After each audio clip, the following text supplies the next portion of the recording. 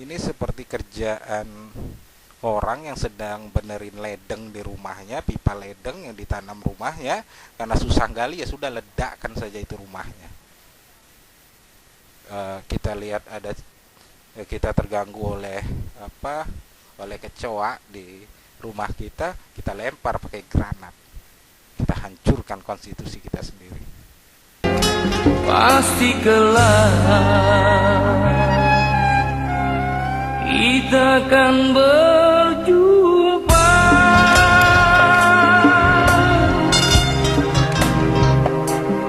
Ya begitulah, itu masalah urat saraf, dan kita akan terus muter-muter saja di persoalan Montesquieu, karena isi pertamanya ini adalah bahwa persoalan yang politis, apakah KKS harus dilaporkan kepada DPR atau cukup apakah harus disetujui oleh DPR atau cukup dilaporkan saja.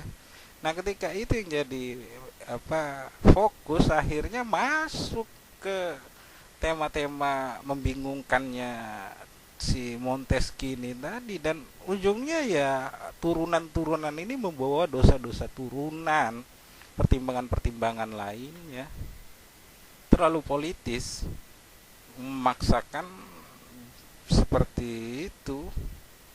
Makanya saya pikir Indonesia ini kita akan terus mutar-mutar saja. Banyak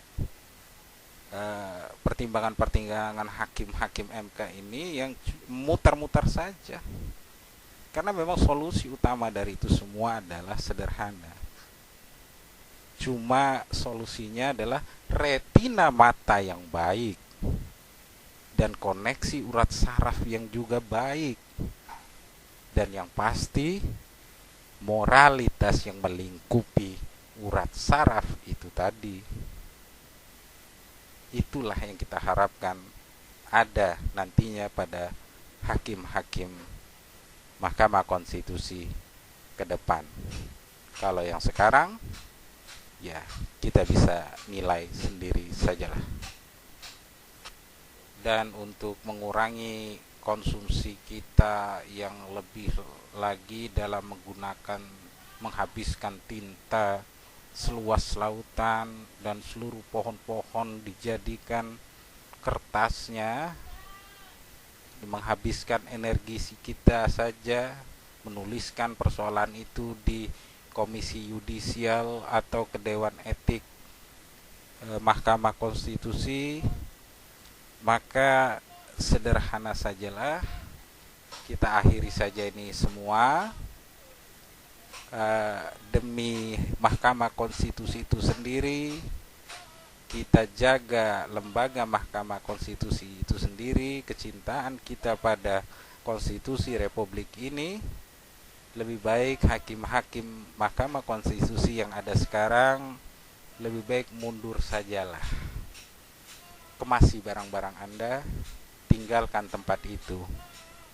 Indonesia punya hak, rakyat Indonesia punya hak untuk mendapatkan hakim-hakim yang lebih baik daripada Anda. Kemasilah barang-barang Anda, tinggalkan tempat itu. Dan setelah keluar dari situ, tinggalkan bersama-sama. Setelah keluar dari sana, perbaikilah kesalahan-kesalahan yang ada. Datangilah DPR RI, akuilah kesalahan itu. Kemudian doronglah agar kesalahan-kesalahan itu bisa dibenari, bisa dibenarkan kembali, direvisi kembali undang-undangnya, sehingga ke depan yang didapatkan ini adalah sebuah konstruk negara yang memang saling mencintai, fundamental terbaik untuk anak cucu Republik ini. Kemuliaan yang benar-benar mulia jika hakim-hakim MK sekarang semuanya mau bertanggung jawab dan memperbaiki kesalahan itu, bukan hanya dengan kata-kata, tapi bertanggung jawab dengan tindakan nyata memperbaiki itu semua. Tidak perlu para hakim-hakim ini tadi bingung, selesaikan itu, kemasi barang Anda, tinggalkan tempat itu. Banyak hal-hal hebat yang bisa Anda lakukan di luar sini. Banyak buku-buku menarik yang belum sempat Anda nikmati karena kesibukan Anda di MK itu. Dan yang pasti pusing Anda akan berkurang. Anda akan melihat manusia itu lebih arif, bijaksana, karena tidak perlu mikir seperti yang biasa Anda alami di MK. Ini orang pasti ada kepentingan nih ngomong ini orang begini nih, ini maunya begini. Itu cuma ngerusak kesehatan Anda saja. Jadi tinggalkan tempat itu. Indonesia punya hak, rakyat Indonesia punya hak untuk mendapatkan hakim yang lebih baik daripada Anda. Tinggalkan tempat itu. Destroy that X today without delay.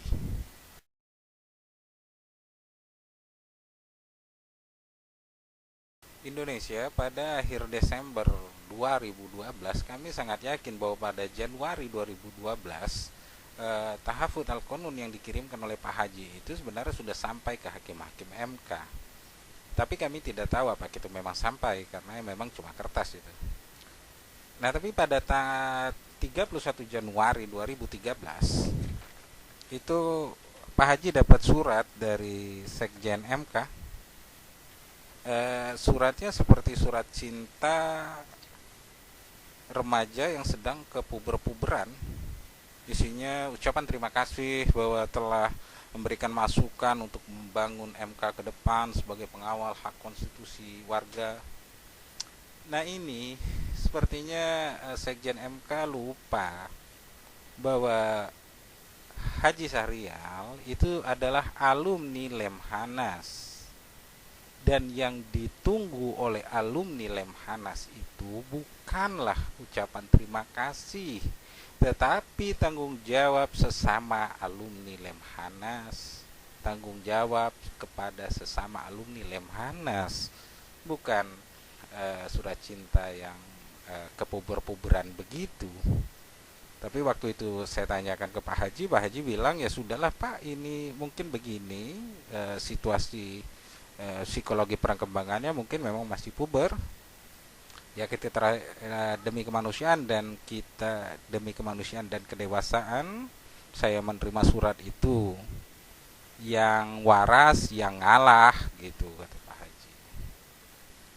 Dan kemudian ketika saya tanyakan lagi masalah tahafud al-qanun ini, Pak Haji bagaimana ini, coba nggak di angkat saja misalnya untuk mempermudah kita nyelesainnya, tidak perlu misalnya ke KY atau ke waktu itu Dewan Kode Etik belum ada, Dewan Kode Etik MK, misalnya ke media saja biar bisa diselesaikan urusan ini. Pak Haji bilang, sudahlah Pak, saya yakin itu hakim-hakim MK itu semuanya sudah dewasa.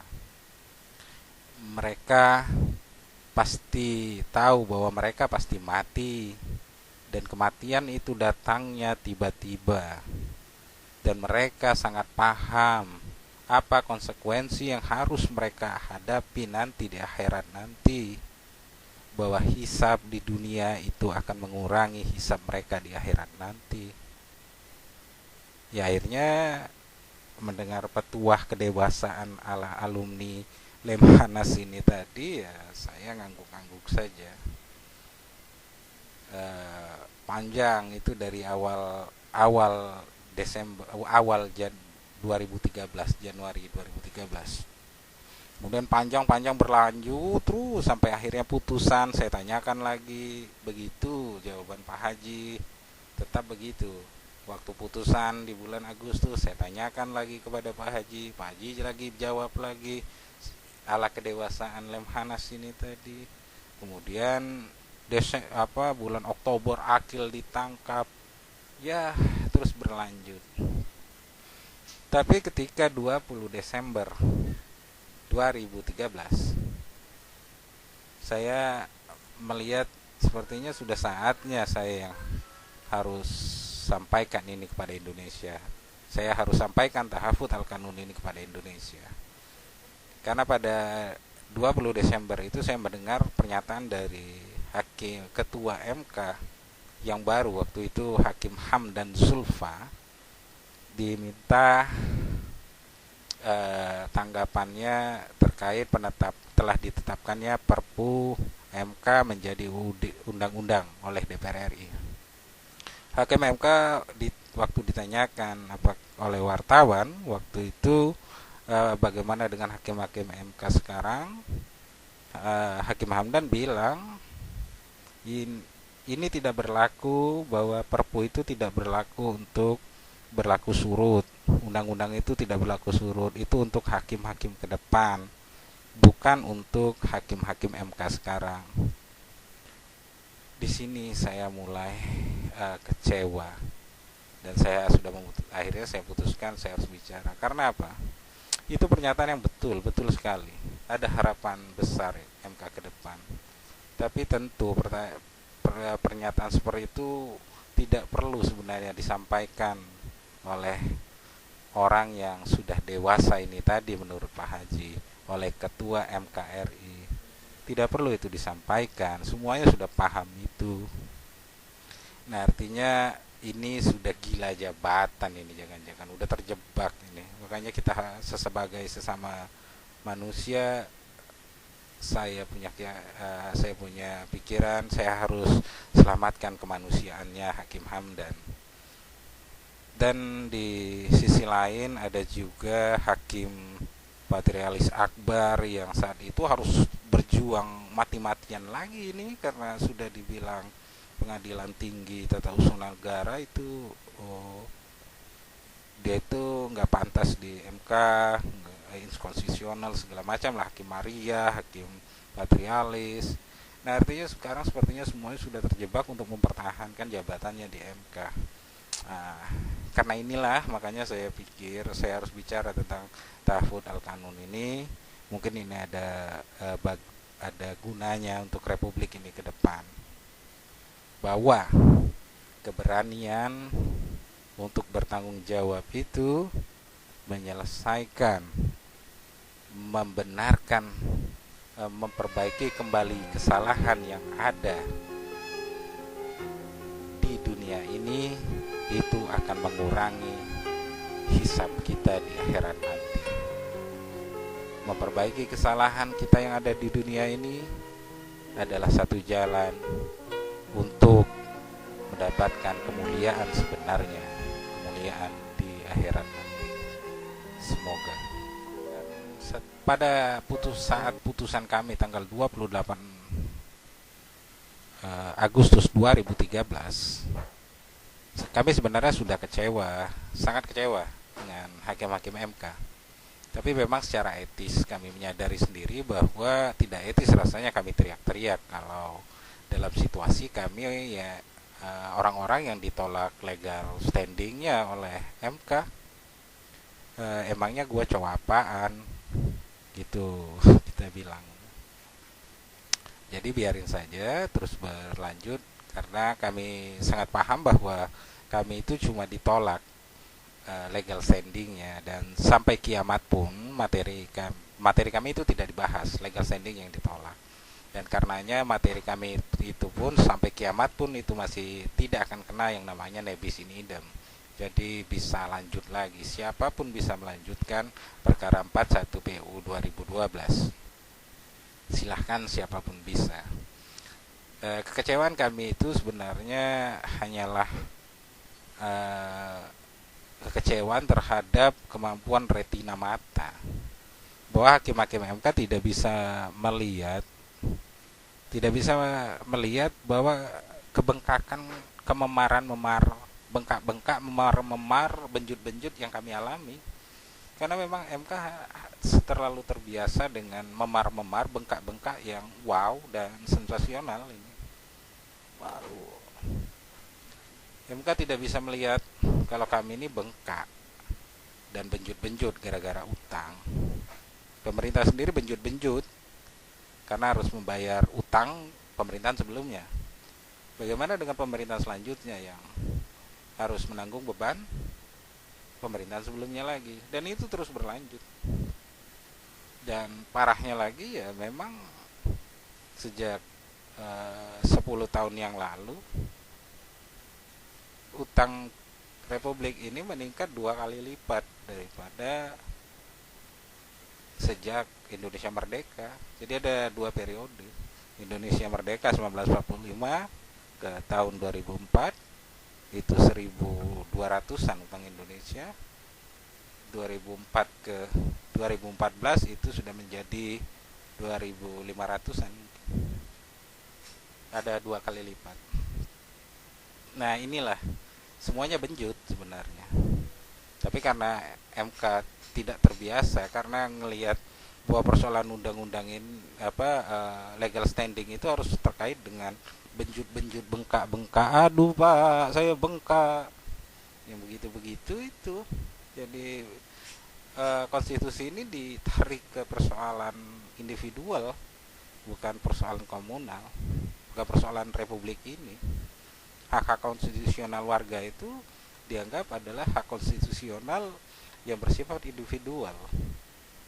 Ya, ini salah ini, karena republik ini adalah republik komunal, bukan republik individual. Sosiologi masyarakat kita juga adalah sosiologi masyarakat komunal, bukan masyarakat individual. Nah, karena susahnya MK, masalah retina mata, ketidakmampuan melihat bengkak-bengkak bagian dalam ini tadi, ya akhirnya legal standing kami ditolak. Materi kami tidak dibahas. Tapi dan semoga saja ya setelah Akil ditangkap, Hakim MK akhirnya sekarang ini bisa membedakan seperti apa sih itu bengkak di luar dengan bengkak di dalam, rusak di luar sama rusak di dalam. Semoga aja hakim-hakim selanjutnya juga bisa melihat perbedaan bengkak ini tadi, sehingga materinya yang akan lebih bisa dibahas ke depan. Karena kalau persoalan utang ya kita tidak bisa mengatakan sekarang ini situasi utang kita aman, karena itu hanya sekarang. Bagaimana ke depan? Sepertinya republik kita hanya menaruh kepala anak-anak cucu kita jadi taruhan untuk di meja judi. Jadi sangat tidak bijaksana kalau bilang situasi sekarang aman, karena itu sekarang. Kita seperti melihat Republik Indonesia ini hanya Republik Indonesia sekarang. Kita tidak pernah melihat Indonesia ini adalah Republik Indonesia anak cucunya kita. Dan itu yang harus diteruskan lagi nanti oleh generasi-generasinya Akmal Fuadi dan Muhammad Fatoni, karena saya sangat yakin bahwa Akmal dan Tony dan generasi-generasi Akmal Fatoni itu punya retina mata yang lebih baik, yang lebih bagus lagi daripada hakim-hakim MK yang ada sekarang ini. Dan mereka juga pasti paham bahwa ke depan mereka akan jauh lebih berat lagi menghadapi kenyataan ini. Apapun alasan, kalau sudah bicara tentang utang itu semuanya menjadi lucu. Kita tidak bisa mengatakan bahwa utilitas utang luar negeri, utang boleh asal produktif, karena faktanya tidak ada utang yang produktif. Kita itu ngutang itu pakai dolar, pakai duit dolar. Kita tidak nyetak dolar. Dan ketika masuk ke Indonesia diputar-putar pakai duit rupiah, dapatnya rupiah, dan kita harus bayar pakai dolar. Kita beli dolar. Dan fakta menunjukkan katanya bunga utang luar negeri itu kecil, 5%-an. Ya cuma nilai tukar dolar yang naik sampai 30%. Tahun ini saja sampai 30%. Dari 9.500 jadi 12.000-an. 9.000-an jadi 8.500 mungkin. Jadi 12.000-an.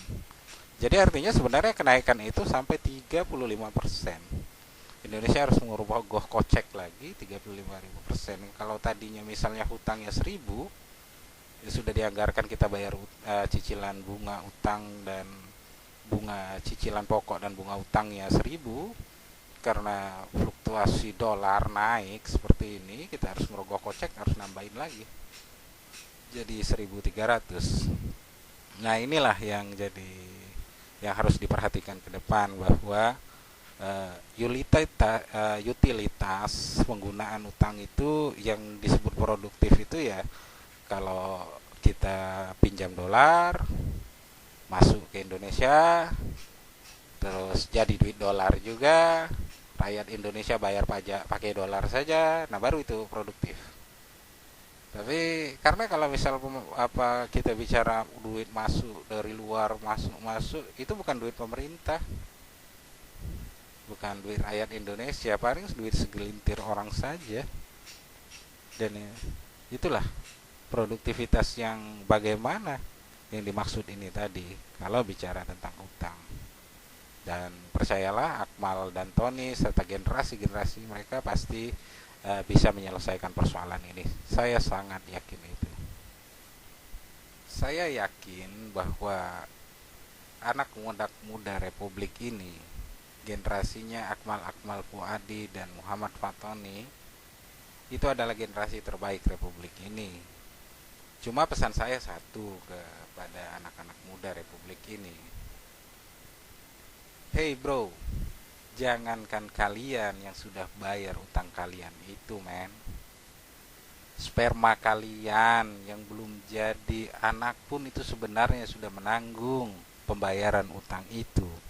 Dan ketika sperma kalian itu telah menjadi anak, terlahir di bumi ini, maka mereka pun akan turut merasakan penderitaan itu sampai ke dalam tulang.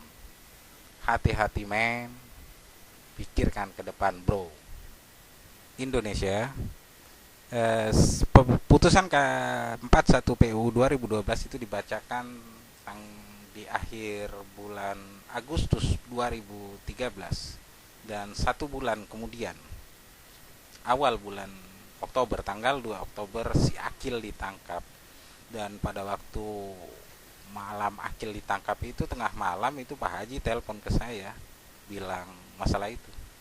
Dan kata-kata pertama saya ketika bilang itu sederhana, rasain tuh si Akil, rasa si Akil itu sudah berdosa kepada seluruh anak cucu Indonesia kemarin.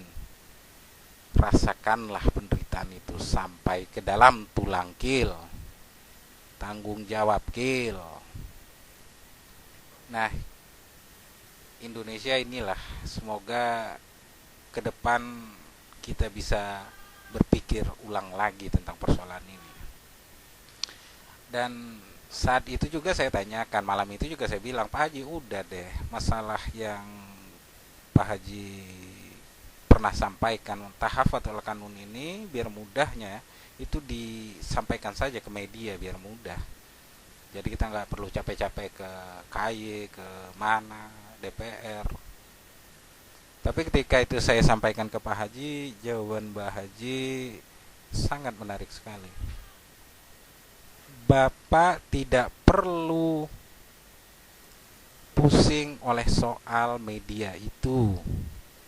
Bapak yakinlah bahwa apa yang kita lakukan sekarang ini itu sudah diliput oleh media yang luar biasa. Setiap saat kita diikuti oleh 2 orang wartawan, reporter yang sangat luar biasa. Dan Bapak pasti paham itu siapa. Itu wartawan namanya Rokib dan Atib dari media Maha Media. Dan Allah langsung yang menjadi pimret